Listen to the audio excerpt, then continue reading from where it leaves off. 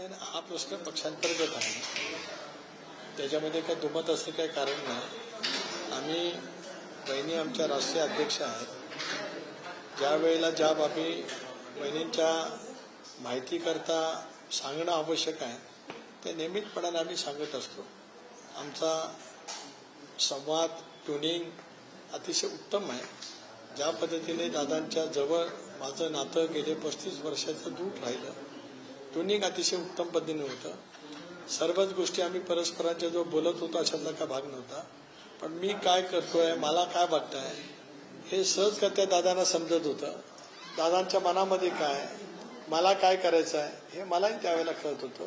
त्याच पद्धतीचं ट्युनिंग बहिणींच्या आणि माझ्यात आहे. कुठलाही गैरसमज कोणाच्याही मनामध्ये आणण्याचं काही कारण नाही, उद्भवतच नाही.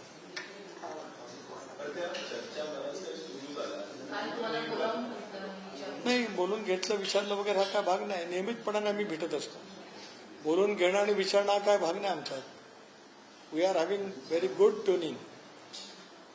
आम्ही परस्परांच्या संपर्कात नियमितपणाने असतो. काय बोलून घेतलं विचारलं गेलं असं नाही. आम्ही सगळे वरिष्ठ सहकारी त्या ठिकाणी बदलवतो. अनेक बाबींच्या वरती चर्चा होती. 2 दिवस पूर्वी सोमवारी सुद्धा आम्ही भेटणार होतो, परंतु बहिणी त्यावेळेला बारामतीला गेल्या.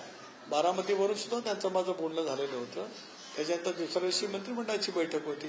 मंत्रिमंडळाच्या बैठकीला आल्या त्यावेळेला सुद्धा त्यांचा माझा फोन झाला होता, संपर्क झाला होता. त्यामुळे तशा पद्धतीचं काही असल्याचं काही कारण नाही.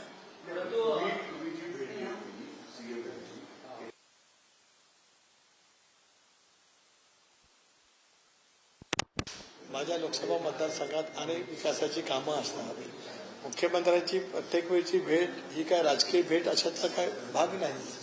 माझ्या लोकसभा मतदारसंघातली काय कामं आहेत, माझी दिल्लीच्या स्तरावरती काही प्रस्ताव राज्य सरकारकडे पाठवायचे आहेत. अशा वेळेला प्रत्येक गोष्ट ज्ञात असणं करणं अभिप्रेतच नाही आहे. ज्या वेळेला राजकीय विषय पक्षाशी निगडीत त्यावेळेला परस्परांच्या जो चर्चा करूनच आम्ही भेटत असतो. उदाहरणार्थ काही वेळेला काही बाबीच्या बाबतीमध्ये राजकीय कारणासाठी मला मुख्यमंत्र्यांना भेटायचं असेल तर त्याची माहिती बहिणीने असते. ज्यावेळेला माझ्या लोकसभा मतदारसंघातील काही कामाचा विषय असेल त्यावेळेला असणं अभिप्रेत आहे नाही, काही कारण नाही. त्याच्यानंतर आम्ही ज्यावेळेला भेटत असतो त्यावेळेला भेटीमागचा तपशील जो आवश्यक असतो तो माझ्याकडनं सांगितला जात असतो. कारण मी पण दीर्घकाळ राजकारणात आहे, मलाही राजशिष्टाचार माहिती आहे. पवार साहेबांनी तर आम्हाला सर्वांना राजशिष्टाचार उत्तम शिकवलेला आहे. त्यामुळे संवाद कसा परस्परांचे असावा त्या आमच्या राष्ट्रीय नेते आहेत, राष्ट्रीय अध्यक्ष आहेत, मी प्रदेश अध्यक्ष आहे. दीर्घकाळ वेगवेगळ्या पदांवरती मी काम केलेलं आहे. त्यामुळे एकमेकाचा सन्मान, ट्युनिंग, पक्ष मजबूतीने पुढे उभं करणं या बाबतीमध्ये आम्ही एकमताने काम करत असतो. आता नवीन शोध तुम्ही लावलाय असं हा पण विषय तुम्ही अविश्वास हा शब्द सुद्धा तुमच्याकडनं मी पहिल्यांदा ऐकतोय. मी कधी ऐकलेलं नाही आमच्या पक्षात अविश्वासा विषय. आपल्याला काय कुठलं सूत्राकडनं माहिती असेल तर ते सूत्र मला कळू द्या, म्हणजे हो मलाही कळेल, माझ्या ज्ञानात भर पडेल. अविश्वास म्हणजे काय, असंवाद म्हणजे काय, म्हणजे मला सुद्धा त्या बाबतीची माहिती होईल.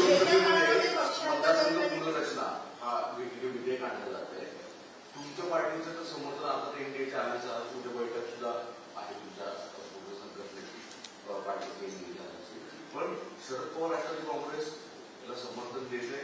तुमच्या राजकीय संदर्भात काही चर्चा झाल्या आहेत का? कारण या संदर्भात पण अनेक राजकीय गॉसिप प्रचंड सध्या सुरू आहे. एक असं आहे की गेल्या अधिवेशनात ज्यावेळेला बिल आलं त्यावेळेला मी इंडियामध्ये आहे, आम्ही मतदान केलंय. मतदानाचं मध्ये ज्या वेळेला आकडे पाहिले असतील त्याला ज्या जागेवरती मी बसतो तिथून मतदान बिलाच्या समर्थनार्थ झालेलं आहे. त्यामुळे तिथं दुमत नाही. आदरणीय पवार साहेबांच्या पक्षाने बिलाला समर्थन द्यावं की न द्यावं हा त्या पक्षाचा नेतृत्वाचा भाग आहे. काल संसदीय नेत्या सुप्रियाताई सुळे यांनी त्या संदर्भातलं वक्तव्य केलेलं आहे. त्यांचा पक्ष आहे, त्यांचा त्या संदर्भातली जी काही भूमिका आहे, उलट त्याने त्याच्यातलं जे मी मांडलं ते ऐकलं आपल्या वाहिन्यांच्या मार्फत की त्या युपीएच्या नेत्याची चर्चा करणार आहेत. एक बिल आल्याच्या नंतर त्याच्यात काय नेमका अंतर्भाव आहे ते बघणार आहेत आणि 24 तासात त्यांची भूमिका ते मांडणार आहेत. त्यामुळे त्यांची भूमिका स्वतंत्रपणाने मांडण्याचा जो अधिकार आहे त्याबद्दल ते मांडतील. ताई आज 4थ्यांदा सभागृहात आहेत, उत्तम संसदपटू आहेत आणि पक्षाची भूमिका घेण्याची क्लॅरिटी त्यांच्या नेतृत्वाकडे त्यांच्याकडे आहे. मग या सगळ्या गोष्टीच्या अनुषंगाने परत प्रश्न उपस्थित होतात की बिटवीन द लाईन ते काल सांगत होते की कल्चरली आम्ही करू 50% बिलमध्ये संदर्भातला जागांचा लोकसंख्या न्याय असेल तर अशा परिस्थितीमध्ये परत एकदा चर्चा सुरू होती की ती राष्ट्रवादी काँग्रेस शरद पवार राष्ट्रवादी काँग्रेस की तुमच्या सोबत येईल किंवा इंडियाला सपोर्ट करेल. तर याबाबतची तुमचं काय काय आहे? नाही, याबाबत काही चर्चाच नाही. बिलाला समर्थन करणं म्हणजे इंडियामध्ये येणं असं होत नाही. अनेक बिलं एकमताने पास होतात आत्ताही सभागृहामध्ये. याचा अर्थ युपीए काय इंडियामध्ये विलीन झाली का? तर नाही. काही बिलं ज्यावेळेला देशाच्या व्यापक हिताच्या दृष्टीकोनातून महत्वाची असतात ती बिलं एकमताने पास होतात. 14 सालापासून मोदी साहेबांच्या नेतृत्वाखाली देशामध्ये सरकार आल्यापासून बरीपैकी बिलं ही एकमताने पास झालेत. काही बिलांच्या बाबतीमध्ये संयुक्त चिकित्सा समितीकडे जात असतं, जॉईंट सिलेक्ट कमिटीकडे जात असतं, त्याच्यातही सर्व पक्ष असतात आणि जॉईंट सिलेक्ट कमिटीकडून एकमताने आलेली बिलं सुद्धा एकमताने पास होतात. त्याच्यामुळे बिलाला समर्थन आणि मग इंडियामध्ये सहभाग या दोन बाबी भिन्न आहेत. एक दुसरा पण प्रश्न विचारला की त्यांचा दुसरी राजकीय भूमिका काय, तर ती एकदा ते नेतृत्व इतकं सक्षम असल्यामुळे त्याची स्पष्टता त्यांच्याकडनं मिळेल. स्पष्टता मिळाल्यानंतरच तुमची त्याच्यावर भूमिका आहे. स्वाभाविकच आहे. एक कसं आहे की वारंवार स्वर्गीय दादा असतानाच विलिनीकरणाच्या चर्चा झाल्या. विलिनीकरणाच्या चर्चेचा अंतिम टप्प्यापर्यंत पोहोचल्या.